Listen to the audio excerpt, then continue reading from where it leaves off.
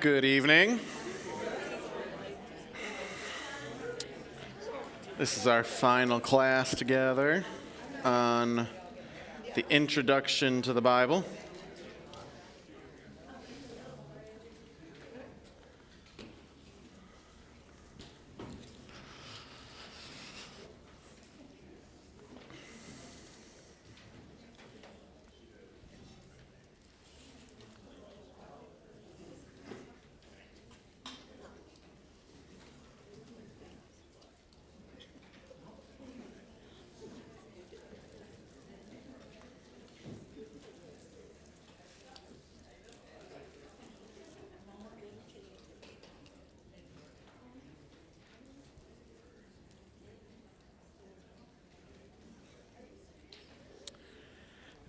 I hope that you, through this class, have, in Luke 24, it's where two of Jesus' disciples, not part of the 12, but some of the other ones, are walking on, at least I think, I don't know if it says their name. They're walking on the road to Emmaus, and Jesus appears to them, and they don't recognize him right away. And Jesus begins to, ask them, hey, like what's going on? What are you doing? Why are you so down? Something happened? And they're like, do you not know that this man Jesus died? We thought he was going to be the Messiah and all this stuff. And Jesus looks at them and says, don't you know that the Messiah had to suffer all these things according to the scriptures? And it says that he unlocked the scriptures to them, and after he opened their eyes to see him, they recognized it was Jesus, and he disappeared. And they said to each other in Luke 24, did not our hearts burn within us while he talked to us on the road, while he opened to us the scriptures? I hope that if anything has happened in this class, it's that your heart has burned as we have opened up the scriptures, as we have gone through Genesis 1 through 12, and not just read through them and kind of got the surface thing, but really dug in and looked at how it tells the story, all the details, all the temple imagery, all the things that go on in it. So I hope that it has caused a burning in your heart. The first, before we begin, I do want to answer this question that I said I would answer last week. And the question is, where was Satan when the world was being recreated by God after the waters receded from the earth? Was he roaming the earth, or was he in the heavenly realm? I said last week that it's deep and maybe both. The first thing that we need to grasp is that Satan is a spirit being, so he's not necessarily limited to either. I know that that's something that is difficult for us to completely understand, but for example, we do have a Satan, an accuser. I think it's the Satan. It happened one day that the sons of God came to present themselves before Yahweh.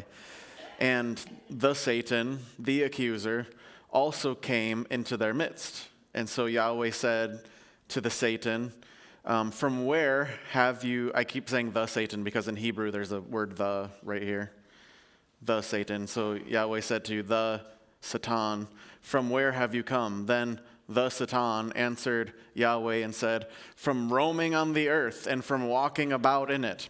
So there's some sort of dichotomy here. There's some sort of thing going on where Satan roams the earth, but he also sometimes in my opinion, before Jesus, because Revelation 11 says when Jesus was born and died that he got kicked out of heaven.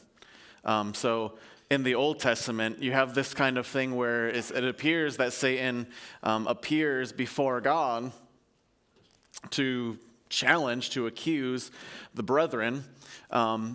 So he could be a multitude of places. During the flood, he could have been on the earth roaming. He could have, accused God, like, look at your, we don't know. This is all speculation, obviously. But he could have accused God, like, look at your creation. Look, look at them, how wicked they are, how evil they are. Even your angels. Like, I'm not the only one who's rebelled against you. So there could be a whole lot of that. And then also the curse on the serpent in Genesis 3 is that you'll be cursed.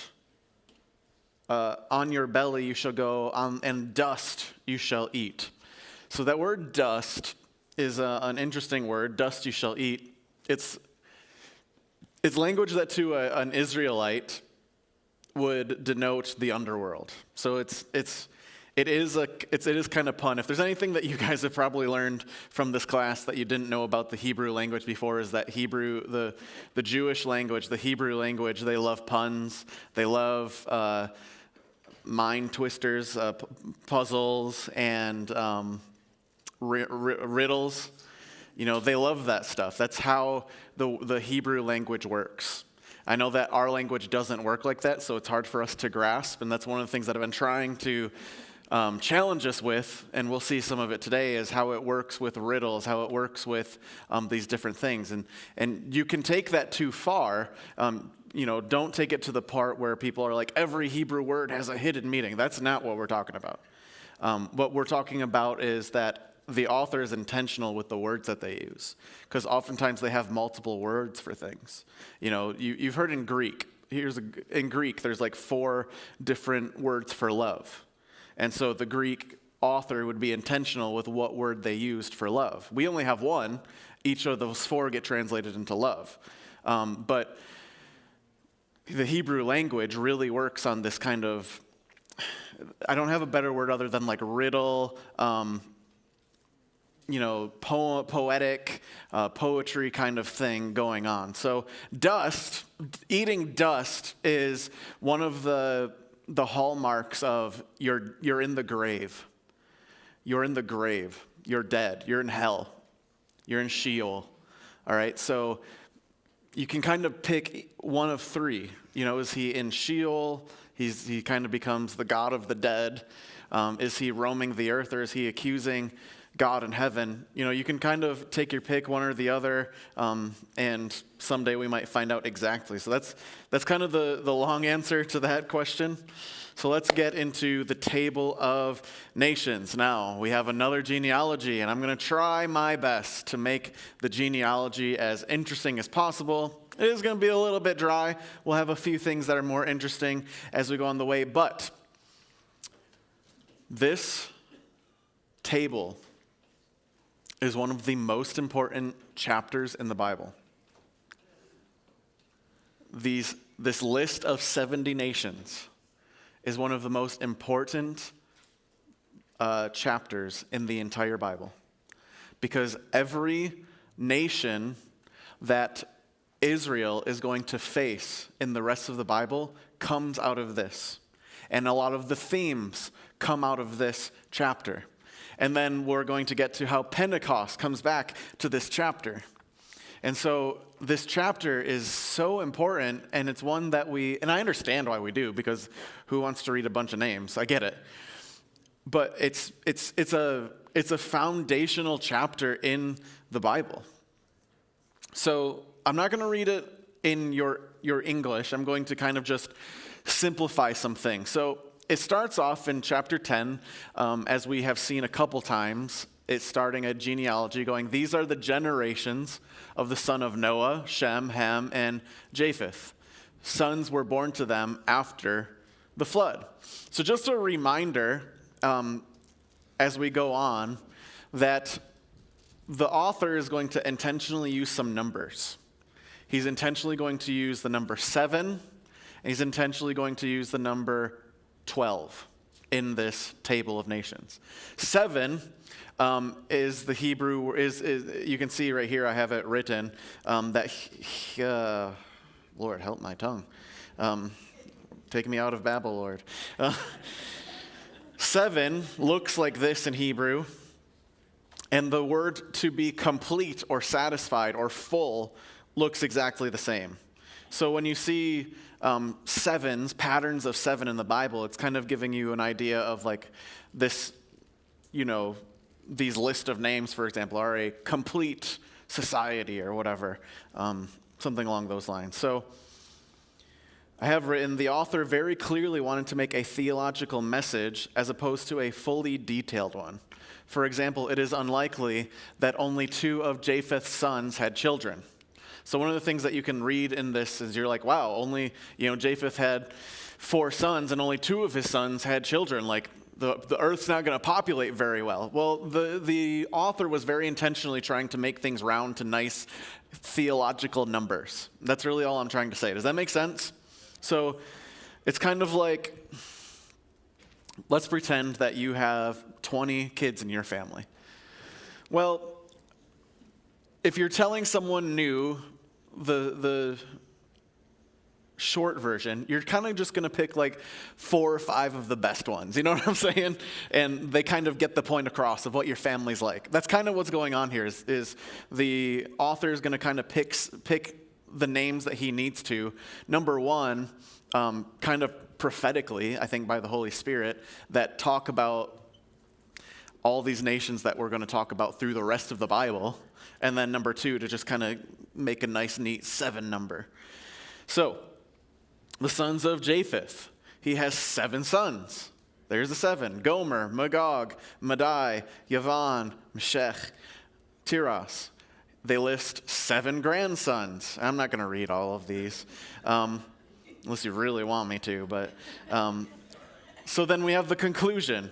In verse 5, it says, and this is kind of the interesting parts, from these separated the islands of the nations in their land, each into their language, into their families, by their nations. Now, you read that, but question, when are they separated into their lands, language, families, and nations?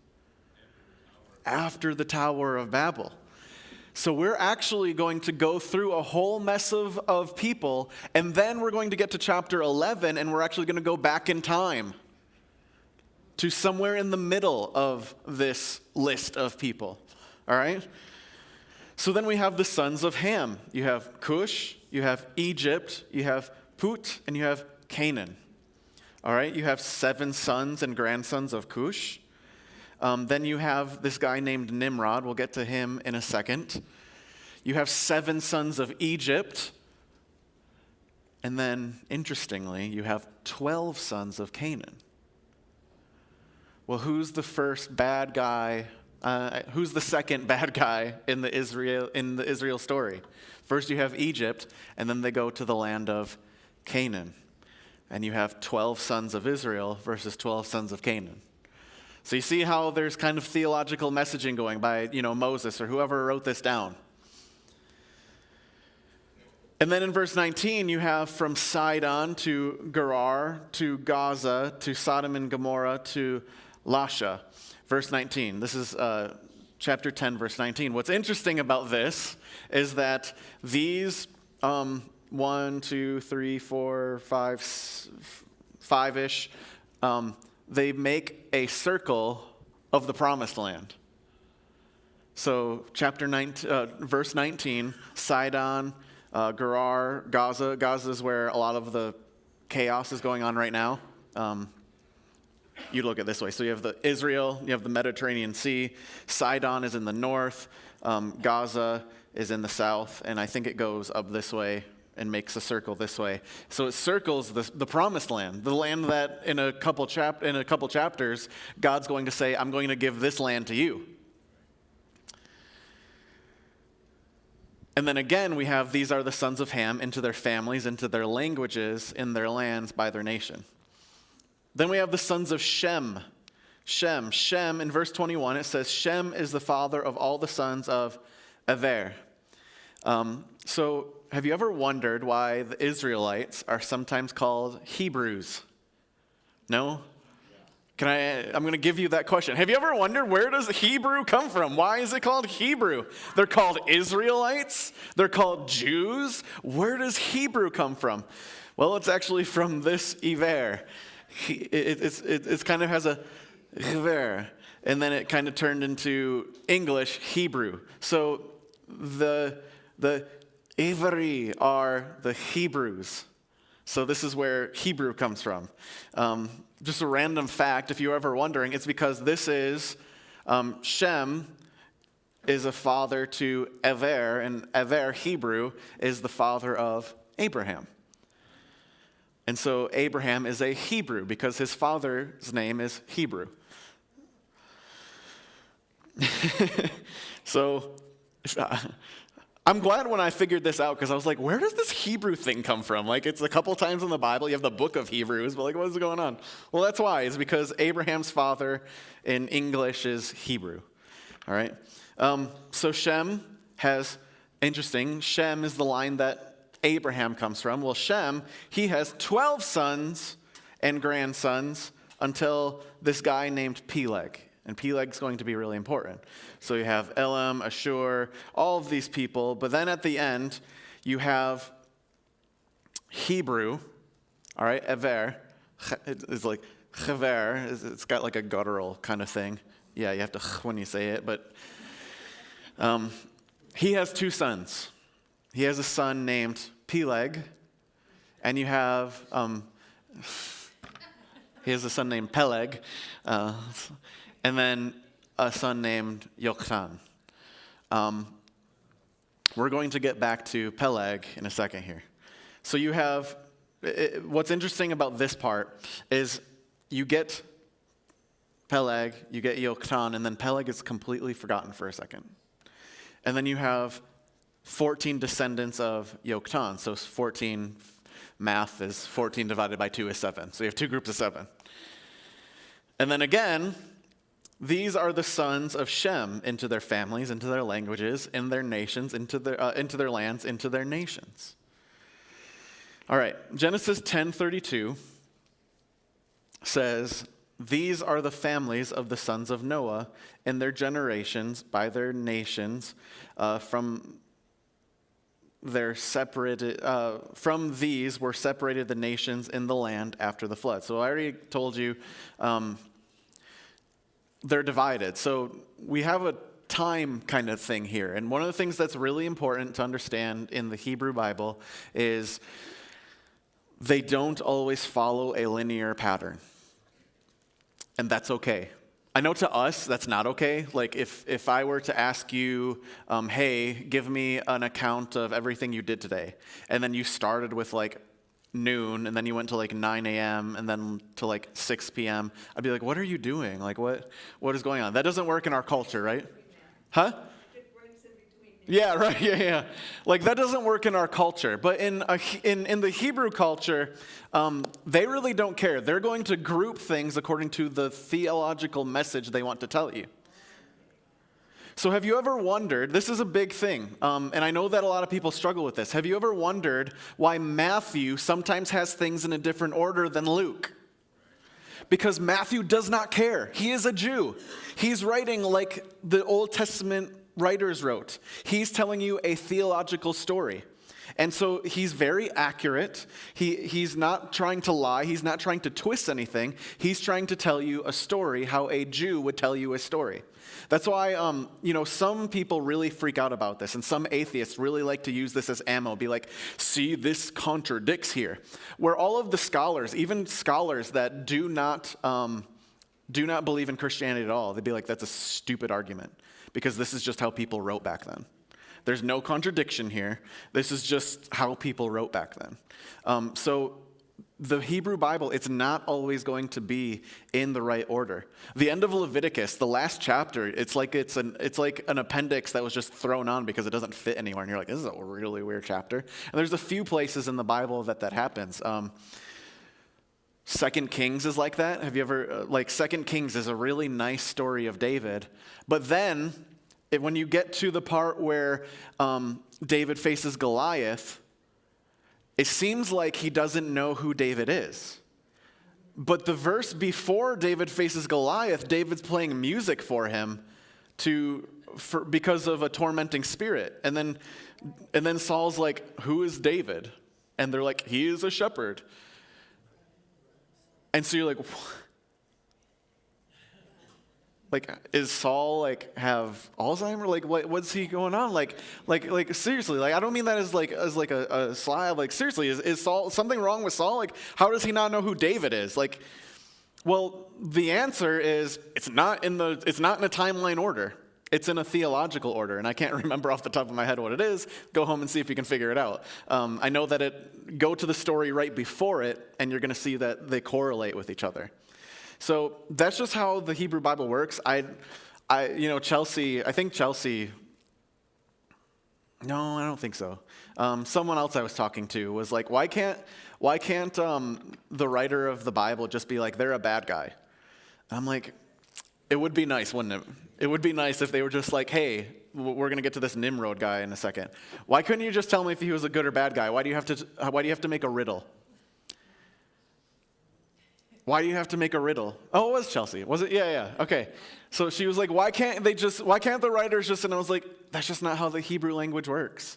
They love their riddles. They love their word plays. They love their puns. They love all of these things. And so we can't just force the Bible into our culture. We have to do our best to try to force ourselves into their culture because they're the ones who wrote it, right? So again, when you arise at things that you're like, this timeline doesn't make sense, that's a good time to stop and be like, all right, let me look at the story. What's the author trying to communicate? That's a good time to get around some people. You can ask me a question. You can ask other people a question. Dive in and search for it. So let's take I want to do a quiz. And here's kind of nail my point home. I want to play a game called Good Guy or Bad Guy. All right, there's this guy named Nimrod. And it says in Genesis 10, verse 8, it says, Cush fathered Nimrod. He was the first on the earth to be a mighty man. He was a mighty hunter before Yahweh. Therefore it is said, like Nimrod, a mighty hunter before Yahweh. All right, raise your hand if you think he's a good guy. That's because you all know that I'm asking you a trick question. How many of you, before we would have taken this class, would think he's a good guy? Just based on, like, he's a hunter before the Lord. No? Okay, so you looked at the stuff that he built. But one of the things that I've run into, you guys are way ahead of this. I'm really proud of you guys. But this kind of language that he's a mighty hunter before Yahweh, that kind of makes it sound like he's a good guy, doesn't it? He stands before Yahweh. He's a mighty hunter before Yahweh. Well, here's where there's a pun. There's some riddles going on here. So on your you're definitely going to want to look at your paper on this one.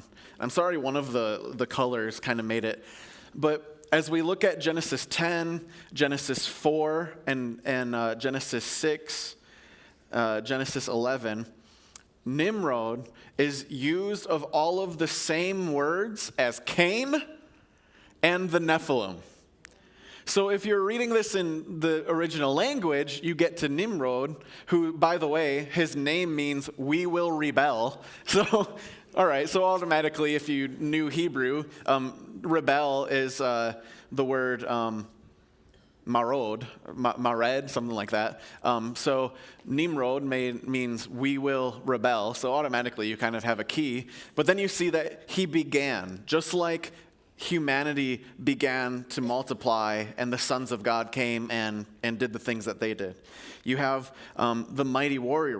Well, guess who else is called the mighty warriors? The Nephilim, right? And then the phrase before Yahweh is the same as in Genesis 6:11. Now the earth was corrupt before God. So, and this, you're going to see this pattern a couple times throughout the Bible. So I didn't point this out when we were doing Jonah, the story of Jonah a couple Sundays ago. But Nineveh is called a great city before God. But that's not saying it's a good city. It's saying that it's a mighty, it's a great, it's an evil, it's a bad city in the eyes of the Lord, before the face of God. So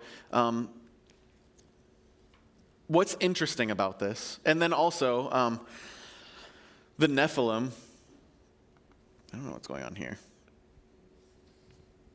The Nephilim were called the men of the name, right? The men of the name. And then in Genesis 11, they're going to say, let us make a name for themselves. But then compare that and contrast that to Noah. Remember Seth. It says that Seth was born, and when he grew up, people began to call on the name of Yahweh. So this name thing becomes, we all know when Peter stands up on Pentecost, he says, call upon the name of the Lord and you will be saved. Well, that's starting all the way back here in Genesis 1. Whose name are you calling upon? They call upon Nimrod's name. Like they quote, how do they say it? Oh, let's go back. Therefore it is said, like Nimrod, a mighty warrior hunter before Yahweh. They praise his name. They praise Nimrod's name. And I think it's hilarious that Nimrod became what it means in English. But they call on Nimrod's name, and they try to make a name for themselves. But then you have Noah, you have Seth, you have Abraham, who call upon the name of Yahweh. So you get these kind of theological messages, but you have to kind of dig for them, right? So what's also interesting is that Nimrod, he was connected to the Nephilim. Most people, a lot of people, I should say, maybe not most, a lot of people think that Nimrod was a Nephilim after the flood. Remember that Genesis 6:4 said they were on the earth before and also afterwards. Well, in Babylon, there is a story called the story of Gilgamesh. How many of you have ever heard that before? Gilgamesh is the one who built the city of Babylon, according to the Babylonians.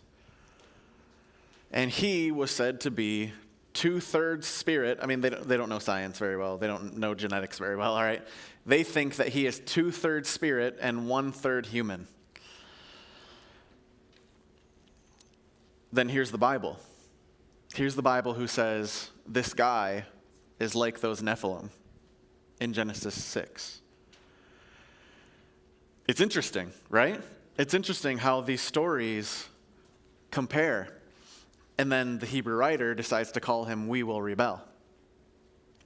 So I made a chart. If you look at the first chart that I put, you can kind of see these parallels that take place in the Hebrew Bible. So in Genesis 1:6, verses 6 through 12, you have a first generation. You have Adam and Eve compared to Noah. In the second generation, you have Cain, who commits murder, and then you have Ham, who does whatever he does to Noah. We talked about that last week. And then the third generation, you have this guy named Lamech, who took Cain's evil and did it, 70 times what Cain did. And then you have Ham's rebellion, and then here you have this guy named Nimrod's rebellion. This leads, in both cases, to a cosmic rebellion. In Genesis 6, it's the sons of God, the angels, who take the form of man. In Genesis 11, we're going to have the Tower of Babylon, which we're going to talk about in a minute. And it leads, both of these cosmic rebellions lead to the flood or lead to the scattering. And then there's a righteous remnant, Noah and Abraham. So you have these stories of, you start with these righteous people. You start with Adam and Eve. You start with Noah. But they have these children who are wicked. And then the wickedness increases. It multiplies until there's this cosmic rebellion, which God then has to come and divinely bring some justice. But in the midst of the wickedness, in the midst of the scattering, in the midst of the flood and the chaos and all of the things, God always preserves a remnant. And you can bet that history repeats itself. And you can bet that we're on the brink of cosmic rebellion. All right, like to tell you where the pattern repeats, it repeats several times. But the book of Revelation repeats this pattern again. You have these generations that get wickeder and wicked, more wicked and more wicked. and it leads to the Antichrist. It leads to a following of the Antichrist. And then it leads to a divine justice where Jesus comes back and kills the Antichrist, defeats Satan, and then the righteous remnant live with him forever. So you see the patterns go through. That's something that we get to look for. So Genesis 10:25, it says this. Let me go to a little bit bigger writing for you. Now to Hebrew, 2 sons were born. Remember that I told you it's out of order. Well, here's when Babylon happens. It happens when Ever, Hebrew, has 2 sons. And he names one of them Peleg. For in the days of the earth, for in his days the earth was Peleg, divided. Peleg means divide. And his brother's name was Yoktan. So the author, right in the middle of Genesis 10, towards the end, but right in the middle of one of the genealogies, he goes, this is when that thing that I'm about to talk to you about in a couple seconds happened. In the days of Peleg, that's when the scattering takes place. So I put another chart in here, and it kind of just goes over again what we talked about before. I'll let you look at that one on your own. Let's go to the founding of Babylon and the disinheritance. So in Genesis, this is weird. I'm not sure why translators do this. In Genesis 10 and 11, they call it Babel. The rest of the Bible, they call it Babylon in English. In Hebrew, it's spelled exactly the same the whole time. I don't know why in English they only call it Babel in 2 places, and then they call it Babylon everywhere else. But do yourself a favor, and when in Genesis 10 and 11, kind of write a note that Babel equals Babylon. All right, Babel doesn't become Babylon. No, Babel is Babylon. It's spelled exactly the same way throughout the entire Hebrew Bible. So we know that Nimrod, he builds Babylon. And then we didn't kind of talk about this. I didn't put this in your notes, but I want to read this. So the beginning of his kingdom, Nimrod's kingdom, was Bavel, Babylon, Erech, Akkad, and Calneh in the land of Shinar. And then from that land, he goes into Assyria and builds Nineveh, Rehoboth-ir, Calah, and Resen between Nineveh and Calah, that is the great city. So this guy Nimrod not only makes Babylon, but he's also the one who makes Assyria. Well, who are the 3 bad guys who are the 4 bad guys of the Hebrew Bible? First, you have Egypt. Then you have the Canaanites, Canaan. Then you have Assyria. And you have Babylon. So Nimrod is directly responsible for 2 of the big bad guys, and arguably the 2 worst. Because Assyria is going to be the one that exiles northern Israel, scatters them across the earth. And then Babylon is going to be the one that exiles southern Israel. Bad guy, you know? I mean, like if you know the rest of the Bible, you're like, my gosh, this guy, he is the worst, right? So Babel is Babylon. Genesis 11:1 says, one language and the same dabar. So in English, it reads, now the whole earth had one language and the same words. And that's a very good translation. But the word davar is, it's kind of a catch-all word. It can mean word, it can mean thing, it can mean matter, it can mean idea, it can mean concept. So the idea, what's going on here in Genesis 11:1 is not only do they have one language, but they have all the same ideas. They have the same culture. They have the same thoughts, the same everything. And it came, in Genesis 11:2, that they journey east, and they found a valley in the land of Shinar. They continued moving east, and it presents further rebellion. Remember, we've talked about this before. They are kicked out of Eden. Adam and Eve are kicked out of Eden, and they go east. And then Cain is kicked, the Garden of Eden. Then Cain is kicked out of the Garden of Eden, and they go further east. Well, after the Ark lands, the people, they journey east. And they make Babylon. And then we know from earlier that after Babylon, Nimrod, he goes to Assyria. Well, guess where Assyria is? East. It's northeast, but it's east. So the further east, this whole going east direction keeps showing up more and more rebellion. Well, I'll tell you where we're going to go. Abraham makes the journey west. He comes from the east and he goes west. The opposite, which is the same way that you would enter the tabernacle. You would start in the east, and then you would go in, and the further west you went, the closer you would be to the presence of God. So they journey east.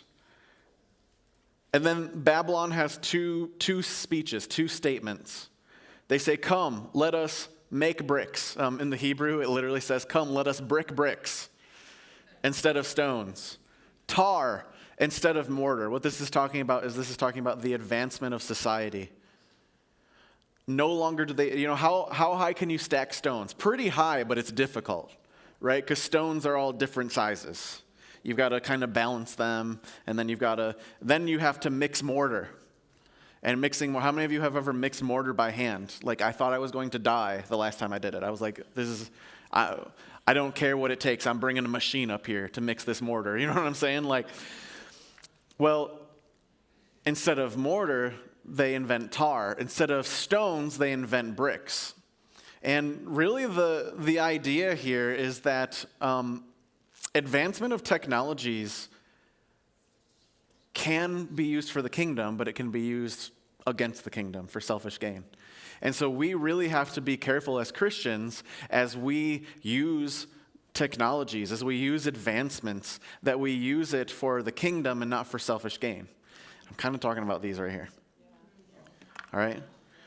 So be careful what you're doing, because when we use it for just selfishness, when we use it just for selfish gain, we're kind of doing similar things to what they did in Babel. Come, let us advance technology and let us make a name for ourselves. Because that's what they're going to say in the next one. Come, let us build for ourselves a city and a tower whose head is in the skies, and let us make for ourselves a name, lest we be scattered upon the face of all the earth. If I could apply this verse, come, let me be great on the internet and have all of this influence. Let me be so well known and make a name for myself. You've got to be careful how we're living our lives. Whose kingdom are we building? Are we building the Lord's kingdom, or are we building Babylon? Because I'm going to preach this on Sunday, and I have a note on this. Not this Sunday, a Sunday. But you get to choose. God was the first builder. It literally says that I know that it says God formed Eve in our English. It literally says that God built Eve. And then the next person who builds something is Cain. And he builds a city in rebellion. The next person who builds something is Noah, builds an altar and worships the Lord. The next person is Nimrod, who builds Babylon, whose name means we will rebel. And they build the city to make a name for themselves, to invade heaven. And then the person who builds after this is Abram, builds an altar and worships the Lord. The Lord starts the building, and we're made in his image. If you are alive, you are building something. Are you building for the kingdom, or are you building for Babylon? We get to choose. So then, Yahweh comes down. In Genesis 11:5, it says, and the Lord and Yahweh came down to see the city and the tower which the children of man had built. I love the kind of, I think that there's a pun here, because their intention was to build a tower to invade heaven. but God still has to come down to see it. I just like the idea that Yahweh's just like, he's like, oh, that's cute. You know, I'm going to come down and see your tower that you're building to invade heaven. Because that's what it says. So for example, this is, and why I feel comfortable saying that is because in 2 Kings, Elijah and Elijah go from Gilgal, and then it says that they go down to Bethel, right here. So they went down to Bethel. Gilgal is below Bethel, geographically. They used to say things like this, that we're going down to Bethel because Bethel stinks. That's a place where they're worshiping demons and so on and so forth. So there is a pun there of like, we're going down to this place, like kind of looking at it condescendingly. So God comes down to look at their cute tower that they try to do and he says, he has two speeches. He says, behold, one people and one language for all of them. And this is more literal, it's my translation. And this they have begun to do, and now nothing will be inaccessible for them. Anything they devise to do. And so he says, come, let us go down, which he already is down, so again, kind of puns, and let us mix up their languages there, so that each one will not hear the language of his neighbor. And then Yahweh scatters them. Verses 8 through 9, and Yahweh scattered them from there upon the face of all the earth, and they ceased building the city. Therefore its name they called Babylon, because there Yahweh mixed up, which is in the Hebrew is Balal, the language of all the earth. And from there Yahweh scattered them upon the face of all the earth. Notice the pattern, how it repeats Genesis 1 and 3. God is either talking to himself or the Trinity, or to the heavenly host. There's debate on that. It doesn't matter. But the pattern is, let us do something, and then Yahweh is the one who does it. So Genesis 1, he says, then let us make man in our image, after our likeness. But then it says, so God created them. Later we have, then the Lord God has said, behold, the man has become like one of us. But then Yahweh God sends Adam and Eve out of the garden. Just showing you patterns. The author knew what he was doing. This isn't a random assortment of crazy people. These people knew what they were doing, and they were very good at what they did. I just want you to appreciate. Sometimes we just need to learn to appreciate the art of it. Question, yeah?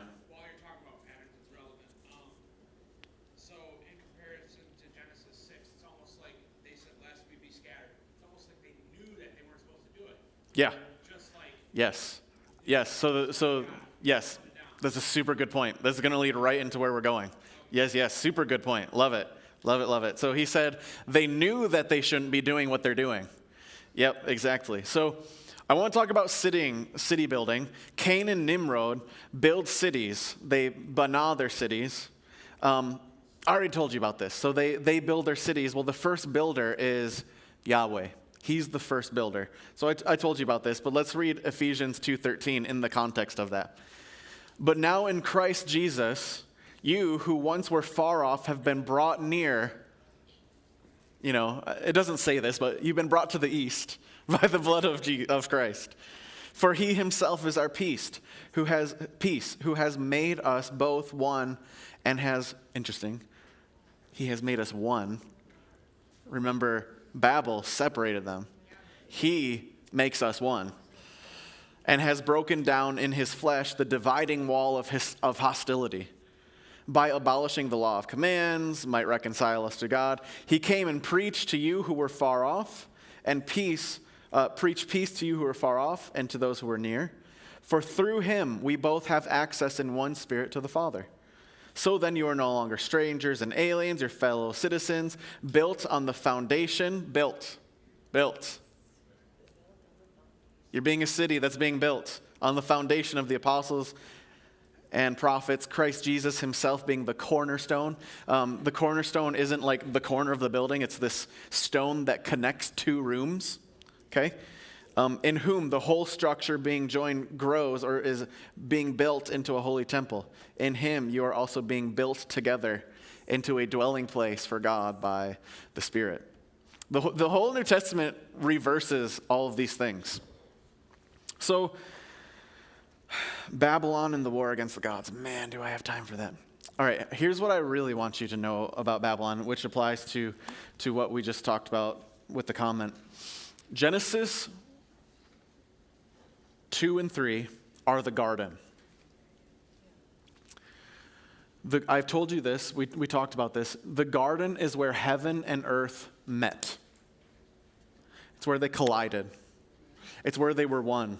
It's where humans walked with God and the other spirit beings, the angels. But then becomes a rebellion by one of the angels and a rebellion by the humans, and they're split. Okay? Check this out. Genesis 6, as Jude says it, Jude says that the angels left their dwelling and they invade earth. They try to make heaven and earth meet again, and the result is the flood. Then we get to Genesis chapter 11, where it's reversed. Earth tries to invade heaven. They try to make heaven and earth meet, but it doesn't work, and they get scattered because of it. Jesus tore the veil and made heaven and earth meet again. It's the reversal. When in the book of Revelation, I know that we say things, I'm not trying to correct you, I'm not trying to say don't say this. We all know what we're saying. But often we say things like we're going to spend eternity in heaven. Revelation has us spending eternity in a heaven-earth, where earth and heaven meet, just like Genesis chapters 2 and 3. Let me read this really quick. The Christian Bible, Genesis through Revelation, and the Hebrew Bible, Genesis through Kings, remember that the Old Testament in Hebrew is ordered a little bit differently, both begin and end with Babylon as the symbol of sin and perversion of mankind. Genesis 3:11, starting with the garden and ending with Babylon, is a comprehensive diagnosis of what's wrong with the human condition. So we talked about how can the writers leave these horrible things in there, because it's trying to diagnose the human condition for us. The rest of the narrative of the Bible repeats these themes over and over again. Babylon is replaced by Egypt, then the Canaanites, then the Assyrians, but it comes back to Babylon again by the end of the Old Testament. The New Testament ends with the reversal, the destruction of Babylon, and the recreation of earth and the garden. In other classes, I've taught how the Bible story is about Yahweh versus the gods, fallen angels of the nations.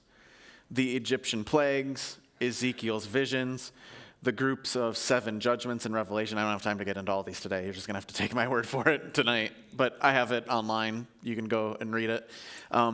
And many other things are all directed at the powers of darkness. This all starts at Genesis 11. Babylon in Hebrew is Bavel. The word Bavel comes from the Akkadian, which literally means gate of the gods. That's what Babylon means. Gate of the gods. The tower is what is called a ziggurat, a pyramid. These man-made mountain-like structures were used by nations to communicate and make sacrifices to small g gods, fallen angels. Anytime you see, I've told you this before, but anytime you see small g gods in the Hebrew Bible, think fallen angel. Deuteronomy 32 in the Dead Sea Scrolls shows us this. Remember the days of old. Consider the years of many generations. Ask your fathers, and he will show you. Your elders, and they will tell you. When the Most High gave to the nations their inheritance, when he divided mankind, he fixed their borders. So this is the tower. Sorry, my writing is horrible. He divided mankind at the tower, and he fixed their borders according to the angels of God. He put angels over them, and these angels rebelled. Deuteronomy 32 and several other passages in Deuteronomy tell us that the Tower of Babel, he gave, at the Tower of Babel, that he gave to the nations their inheritance. Their inheritance, like the parable of the prodigal son, is what they ask for. They want to worship other gods. They want to make a name for themselves. They want to worship, so they make a tower called the Gate of God, in a city called the Gate of God. And so Yahweh puts the angels over them. He says, fine, if you don't want me, I'm going to give to you what you want. Psalm 82 tells us that these sons of God began to rebel themselves. Instead of watching over the nations, how Yahweh commands them to, they let the people they are over go into darkness, injustice, and walk without understanding. But Yahweh ultimately has a plan for this. It's going to take some time. From Abraham will come a seed. And through Abraham's seed, Yahweh will bless all the nations. He will regather them to himself. In the meantime, spiritual warfare takes place as the people of the world and Israel themselves worship these other gods, who in reality are powerless against Yahweh. But something about human nature keeps drawing mankind away from Yahweh, just as it did when they built the tower. But then we get to Pentecost. I have a table. Look at the next table. We're going to look at the Pentecost table.